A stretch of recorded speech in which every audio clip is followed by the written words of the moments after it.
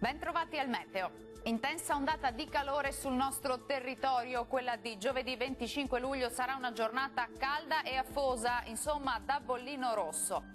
Sul Veneto bel tempo con ampio soleggiamento ovunque, il cielo sarà sereno o al massimo nuvoloso, specie sulle Alpi, ma non sono attese precipitazioni particolarmente degne di nota. Il clima sarà rovente con temperature minime tra 21 e 25 gradi, massime caldissime comprese invece tra 32 e 37 gradi. Attenzione in particolare a Rovigo e Verona, ma l'afa si farà sentire un po' in tutta la nostra regione.